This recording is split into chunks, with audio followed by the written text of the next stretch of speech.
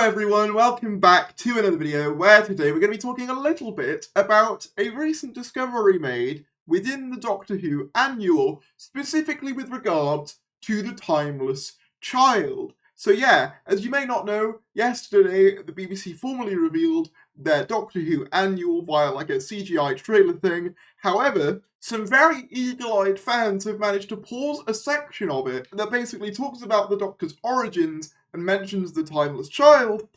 And this is very interesting because it could give us an indication for how the Timeless Child is going to be treated in RTD2. Because there's been a lot of people talking about, oh, is it going to be continued on from? Is it going to be retconned? All of this.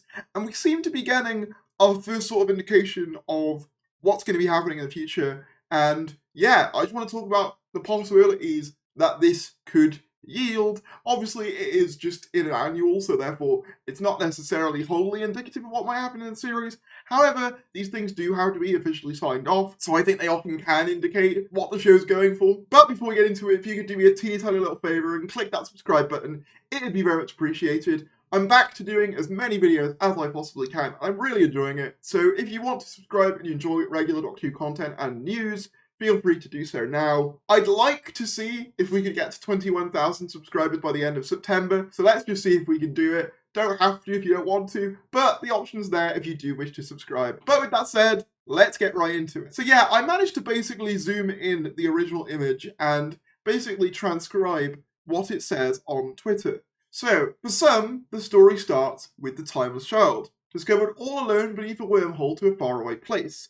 Others talk of an old man with white hair who steals a miraculous ship that could travel through time and space, then headed off to see what was out there. To which I then responded, the approach to the Doctor's origin seems to be up for interpretation again, which I'm pleased about. So yeah, you may notice there that these two origins, the origin we knew up until about 2019, and the origin of the Timeless Child, are treated as two separate entities, which is somewhat interesting. I think this is deliberately done so you can kind of have your cake and eat it too in this case. If you liked the Timeless Child, feel free to believe that as the origins for the Doctor.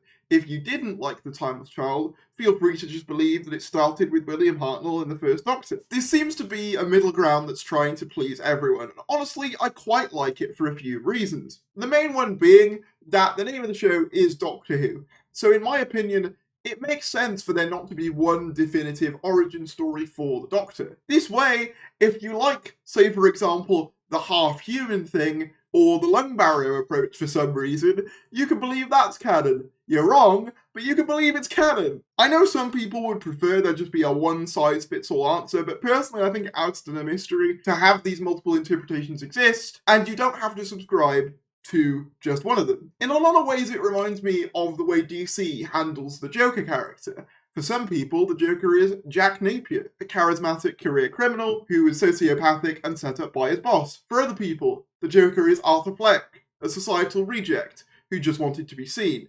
And for others, he's the Red Hood. The point is, there never really is a definitive Joker origin story because he himself has said, if I'm going to have an origin story, I'd like it to be multiple choice. So each time he tells his origin story, it gets twisted and readapted in different ways. And I like the idea that the Doctor's existed for so long and been told so many different versions of his origin that essentially anything could go. You know, it could be the Timeless Child, it could be, I don't know, the half-human thing, it could be just the Doctor stealing the TARDIS, it could be the other thing, it could be anything. And I quite like that as a thing, and I think this is a very sort of subtle way of kind of saying the Timeless Child still happened, those events still exist within the show, but we're not really moving forward with that continuity, if that makes sense, which I think is probably the best way to go about it, because as I've said, I think if you continue the Timeless Child narrative, you run the risk of alienating casual viewers who perhaps don't know about that stuff, because obviously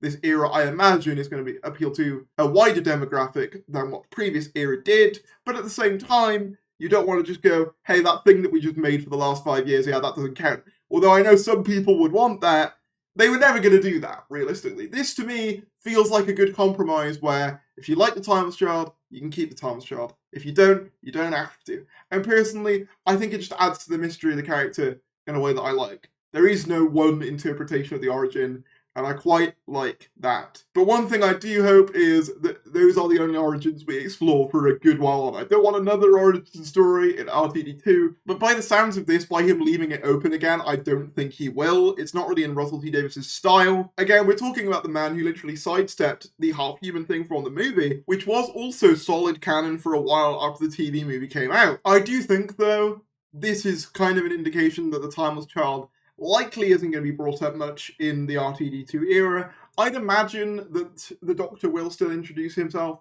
as a Time Lord from the planet Gallifrey, because at this point, that is just what the general public knows to be the case, and I think that's for the best. There might be the odd remark about it, or maybe a joke in the vein of the half-human stuff in the Capaldi era, but I don't really see it being much beyond that. So to summarise, the Doctor Who annual basically implies that whilst the Timeless Child story still exists, it's not necessarily the definitive one-size-fits-all origin story for the Doctor, like maybe some people might have suspected given the Chibnall era.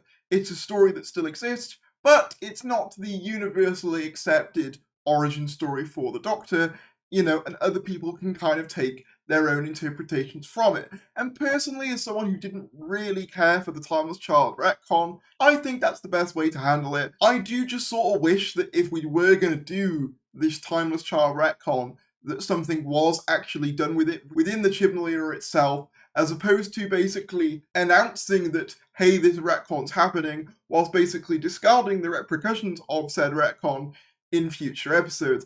I think if you're at least going to do a retcon, do it in a way that it impacts the narrative in some way, but I digress. That's a conversation for the Chibnall era, and a conversation that, let's face it, we've all been having for years at this point, so I'm going to let you go. But let me know in the comments below what you think about this semi-retcon, semi-kind of open interpretation version of the Doctor's origins. Are you happy that you can just sort of, from this, take whatever origin story you want to be the truth?